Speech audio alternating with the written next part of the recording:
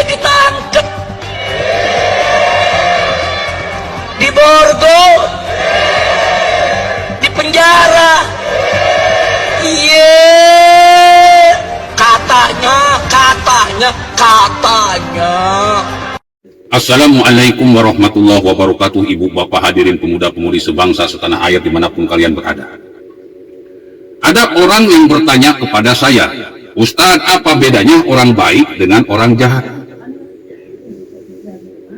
Ini pertanyaan yang sangat bagus, sangat mendasar, sangat TOP, sangat BGT. Kenapa saya katakan bagus?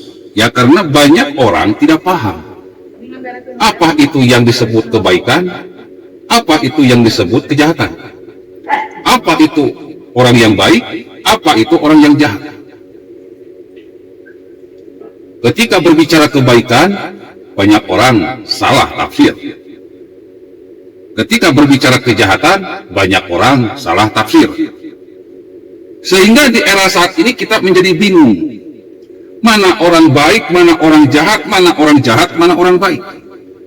Ada orang yang kelihatan baik, penampilannya kayak wali, bersorban, penampilannya seperti kiai, jenggotnya panjang, bahkan disebut Habib lagi. Dia orang baik karena nasab. Akhirnya banyak orang memujinya. Kebaikan kok ditentukan oleh nasab. Orang baik kok ditentukan oleh nasab. Akhirnya ternyata orang yang disangkakan baik ini ternyata jahat. Ini kan sebuah aneh bin ajaib. Kok orang jahat disebut baik? Karena penampilannya kayak kiai, karena nasabnya nasab Nabi. Aneh. Entah dasar hukumnya apa, saya kurang ngerti. Sehingga banyak orang buta. Orang jahat kok disebut orang baik. Sementara ada orang baik malah disebut jahat.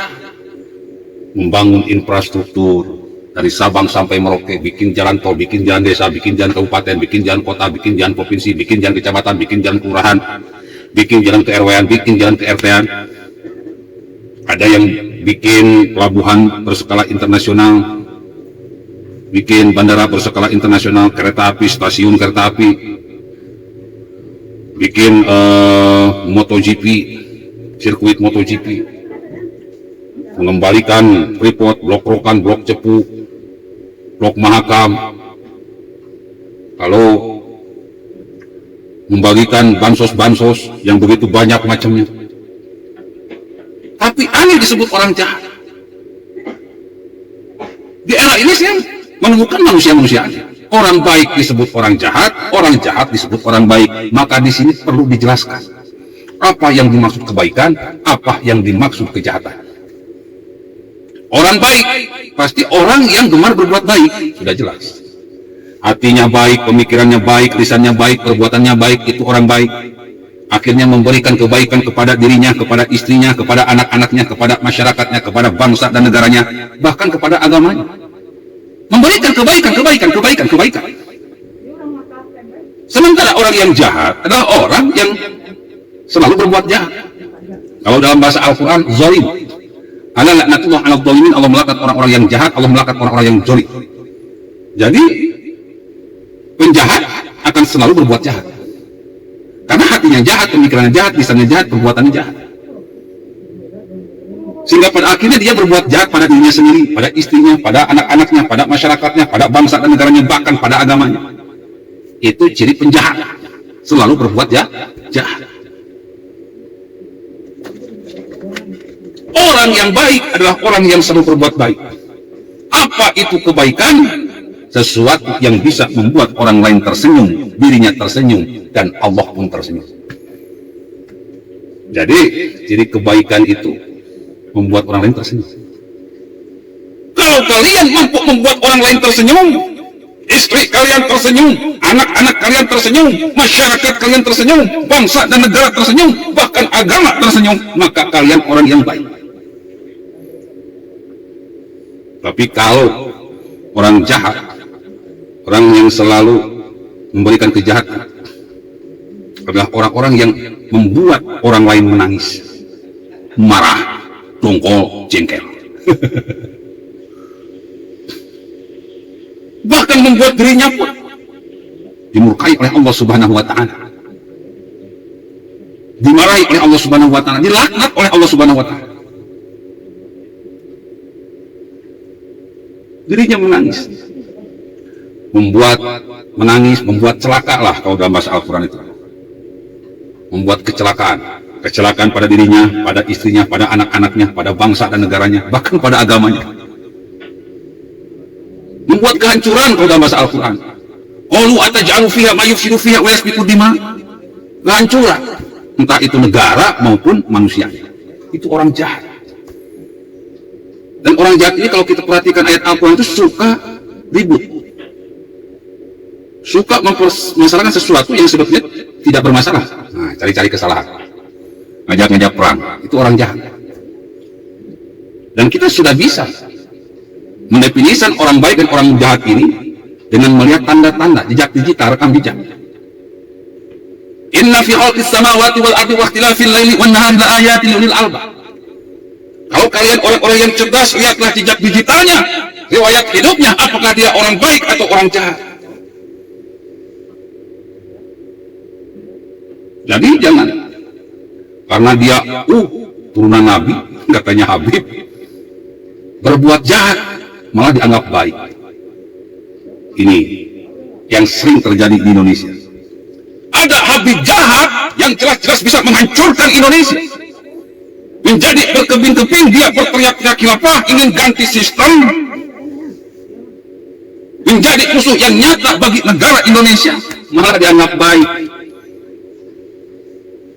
Ini kan aneh bin ajaib.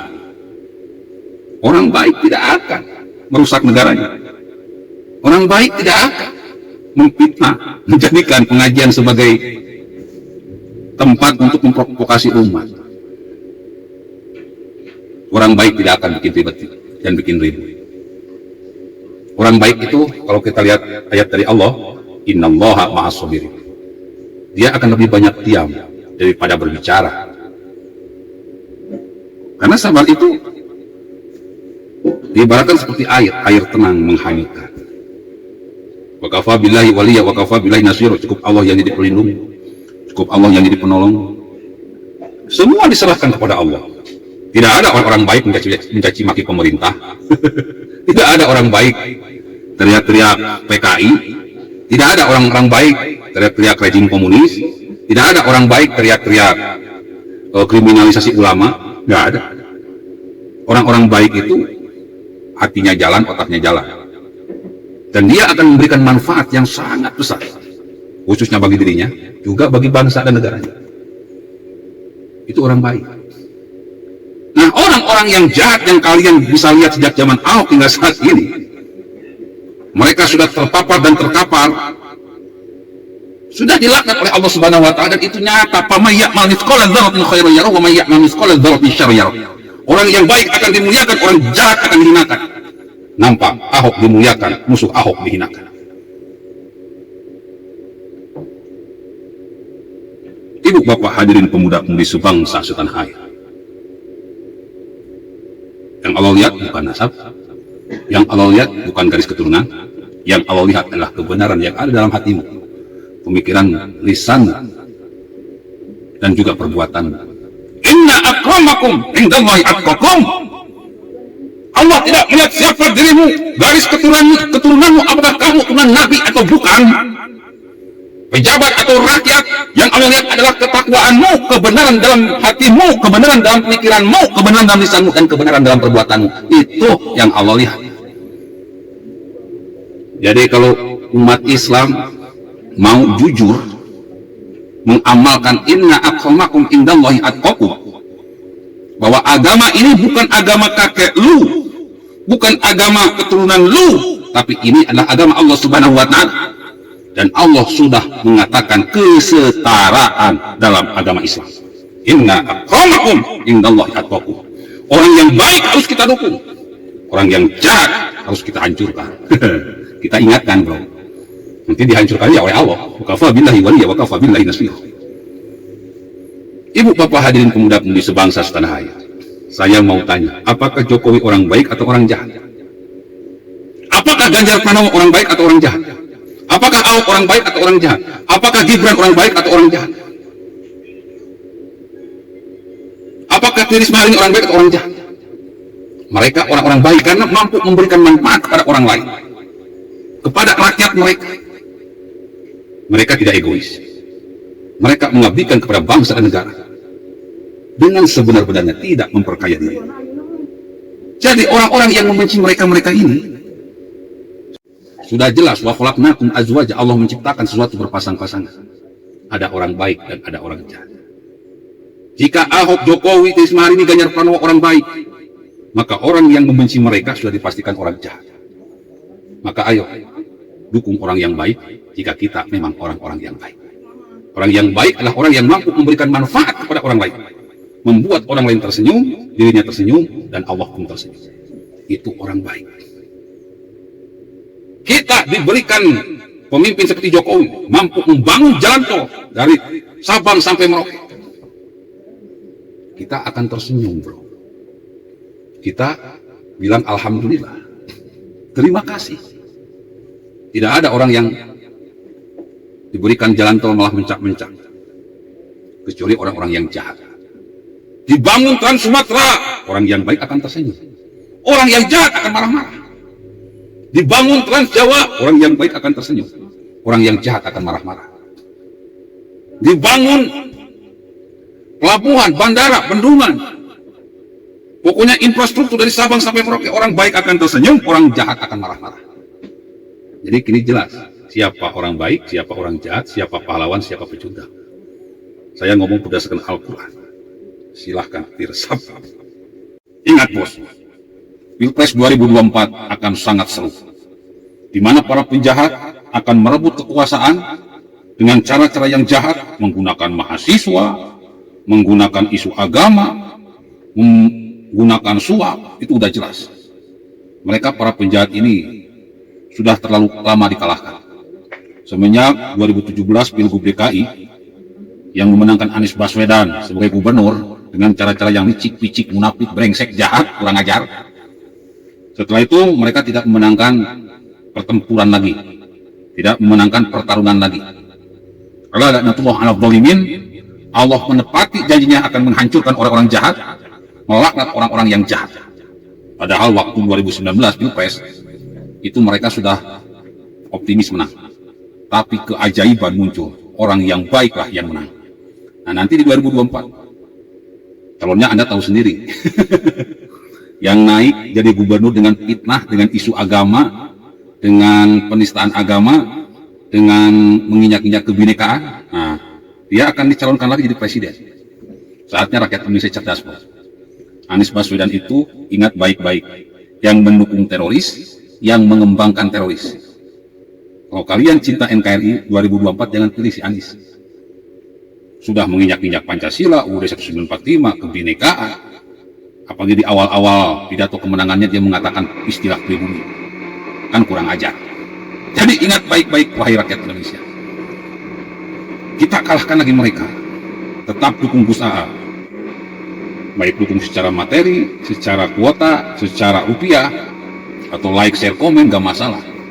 Selama kita bergotong royong, selama kita kompak, insya Allah orang-orang baik akan kembali berkuasa. Karena Allah tidak menyukai orang-orang jahat yang memang menghalalkan segala cara dalam mencapai tujuannya. Oke? Ingat baik-baik. Orang yang baik pasti pilih orang yang baik. Orang yang jahat pasti akan pilih orang yang jahat. Billahil taufiq wal hidayah. Wassalamualaikum warahmatullahi wabarakatuh.